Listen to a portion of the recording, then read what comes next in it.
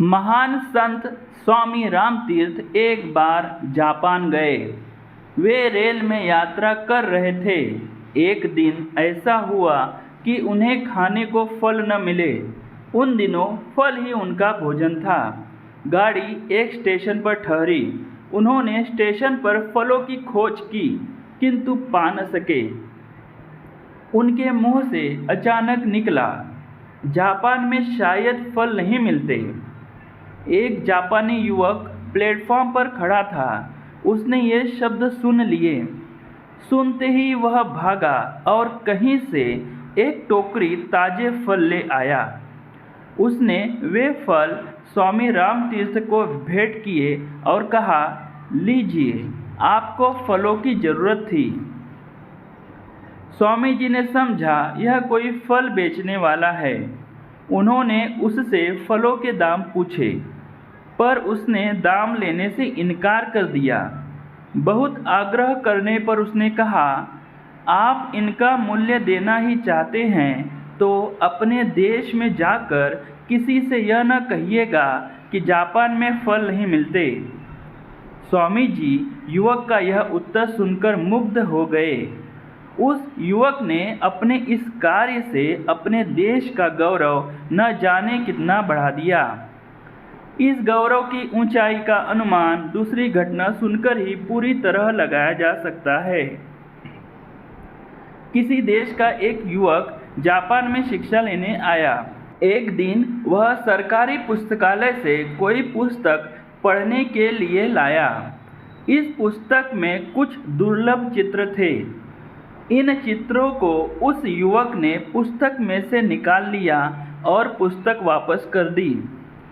किसी जापानी विद्यार्थी ने उसे देख लिया और पुस्तकालय प्रभारी को इसकी सूचना दे दी। पुलिस ने तलाशी लेकर वे चित्र उस विद्यार्थी के कमरे से बरामद किए और उस विद्यार्थी को जापान से निकाल दिया गया। अपराधी को दंड मिलना ही चाहिए। पर मामला यही नहीं रुका और उस पुस्तकालय के बाहर बोर्ड पर लिख दिया गया कि पुस्तकालय में इस विद्यार्थी का प्रवेश तो वर्जित है ही, उसके देश के निवासियों का भी प्रवेश वर्जित है। जहां एक युवक ने अपने काम से अपने देश का सिर ऊंचा किया था, वहीं दूसरे युवक ने अपने काम से अपने देश के मस्तक पर कलंक का ऐसा टीका लगाया जो न जाने कितने वर्षों तक संसार की आंखों में उसे लांछित करता रहा। जब हम कोई हीन या बुरा काम करते हैं तो हमारे माथे पर ही कलंक का टीका नहीं लगता, बल्कि देश का भी सिर नीचा होता है और उसकी प्रतिष्ठा गिरती है। जब हम कोई श्रेष्ठ कार्य करते हैं तो उससे हमारा ही सिर नहीं ऊंचा होता, बल्कि देश का भी सिर ऊंचा होता है और उसका गौरव बढ़ता है। इसलिए हमें कोई ऐसा कार्य नहीं करना चाहिए जिससे देश की प्रतिष्ठा पर आंच आए। क्या आप चलती रेलों में, मुसाफिर खानों में, क्लबों में, चौपालों पर और मोटर बसों में कभी ऐसी चर्चा करते हैं कि हमारे देश में यह नहीं हो रहा है, वह नहीं हो रहा है और यह गड़बड़ है, यह परेशानी है? साथ ही क्या आप अपने देश की तुलना किसी अन्य देश के साथ करते हैं कि कौन सा देश श्रेष्ठ है और कौन सा देश हीन है? यदि हाँ, तब आपको चिंता होगी कि देश की प्रतिष्ठा को बनाए रखने के लिए हमें क्या करना चाहिए। क्या आप कभी केला खाकर छिलका रास्ते में फेंकते हैं? अपने घर का कूड़ा बाहर फेंकते हैं? अपशब्दों का प्रयोग करते हैं? इधर की उधर, उधर की इधर लगाते हैं? अपने घर, दफ्तर, गली को गंदा रखते हैं? होटलों, धर्मशालाओं में या दूसरे ऐसे ही स्थानों में, जीनों में, कोनों में पीक थूकते हैं? उत्सवों, मेलों, रेलों और खेलों में ठेलम ठेल करते हैं? निमंत्रित होने पर विलंब से पहुंचते हैं या वचन देकर भी घर आने वालों को समय पर नहीं मिलते और इसी तरह शिष्ट व्यवहार के विपरीत आचरण करते हैं? यदि आपका उत्तर हाँ है तो आपके द्वारा देश के सम्मान को भयंकर आघात लग रहा है और राष्ट्रीय संस्कृति को गहरी चोट पहुंच रही है। यदि आपका उत्तर नहीं है तो आपके द्वारा देश का सम्मान बढ़ेगा और संस्कृति भी सुरक्षित रहेगी।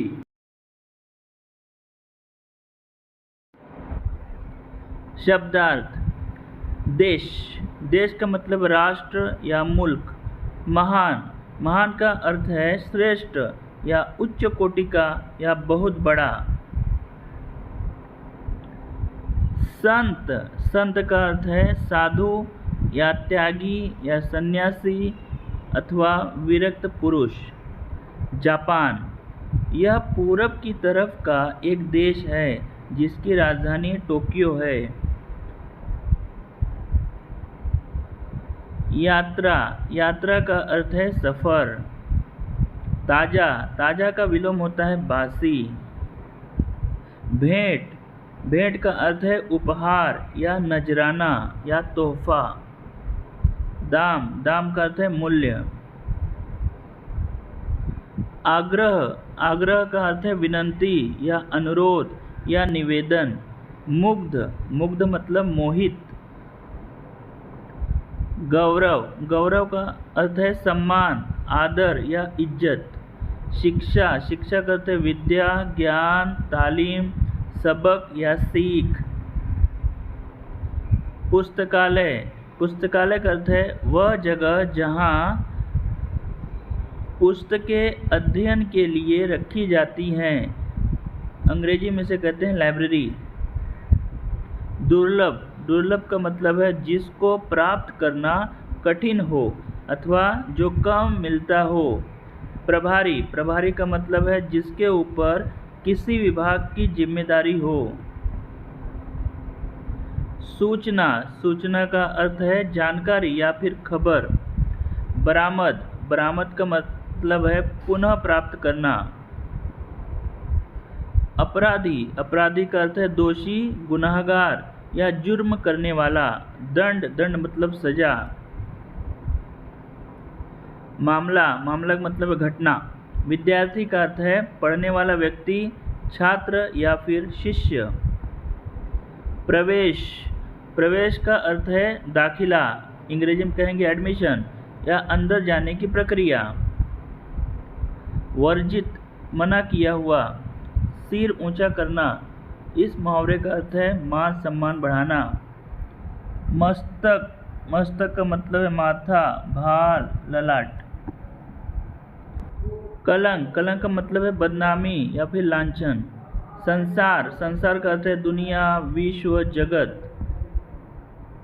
लांछित, लांछित का अर्थ है कलंकित या फिर दोषयुक्त। हीन, हीन का अर्थ है तुच्छ, नगण्य। प्रतिष्ठा, प्रतिष्ठा का अर्थ है मान या मर्यादा, सम्मान या फिर इज्जत। अपशब्द, अपशब्द का मतलब गाली गलौज। विलंब, विलंब का अर्थ है देर। शिष्ट, शिष्ट मतलब अच्छे आचरण वाला, सज्जन। व्यवहार, व्यवहार का अर्थ है बर्ताव या फिर सलूक। आचरण, आचरण का अर्थ है चरित्र या फिर व्यवहार। आघात, आघात मतलब चोट या फिर प्रहार। सम्मान, सम्मान का अर्थ है आदर या फिर इज्जत। संस्कृति, संस्कृति का अर्थ है परंपरा से चली आ रही जीवन पद्धति। अब हम सवाल जवाब को देखेंगे। प्रश्न 1, बोध प्रश्न, उत्तर लिखिए। क नंबर का सवाल है, स्वामी रामतीर्थ को स्टेशन पर फलों की खोज क्यों करनी पड़ी? स्वामी रामतीर्थ को स्टेशन पर फलों की खोज क्यों करनी पड़ी? उत्तर है, स्वामी रामतीर्थ उन दिनों भोजन में केवल फल ही खाते थे, इसलिए उन्होंने स्टेशन पर फलों की खोज की। इसका उत्तर है, स्वामी रामतीर्थ उन दिनों भोजन में केवल फल ही खाते थे, इसलिए उन्होंने स्टेशन पर फलों की खोज की। ख, जापानी युवक स्वामी जी के लिए फल क्यों लाया? जापानी युवक स्वामी जी के लिए फल क्यों लाया, यह सवाल है। इसका उत्तर है, जापानी युवक अपने देश के गौरव की रक्षा के लिए स्वामी जी के लिए फल ले आया। ग नंबर का सवाल है, स्वामी जी द्वारा फलों का मूल्य दिए जाने पर जापानी युवक ने क्या कहा? स्वामी जी द्वारा फलों का मूल्य दिए जाने पर जापानी युवक ने क्या कहा? उत्तर, स्वामी जी द्वारा फलों का मूल्य दिए जाने पर जापानी युवक ने लेने से इनकार कर दिया और बदले में कहा कि आप अपने देश में जाकर ये न कहिएगा कि जापान में फल नहीं मिलते।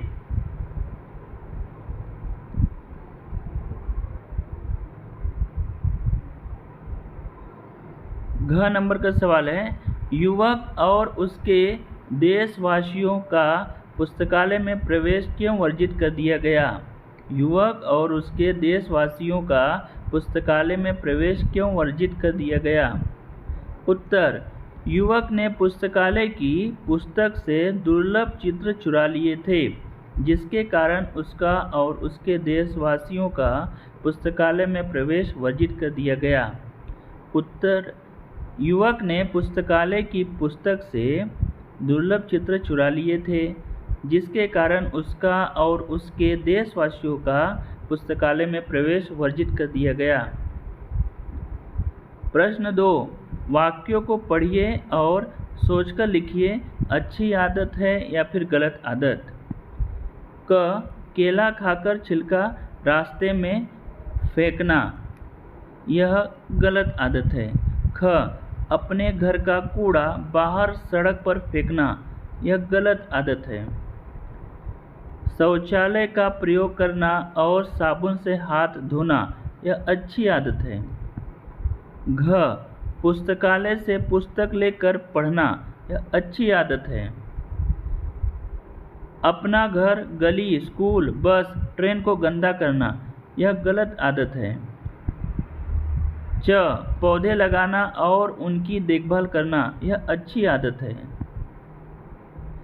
छ, यातायात के नियमों का पालन करना, यह अच्छी आदत है।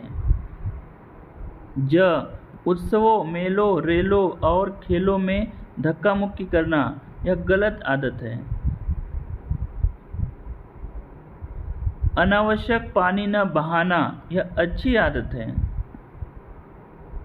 हर दिन समय से स्कूल आना, यह अच्छी आदत है।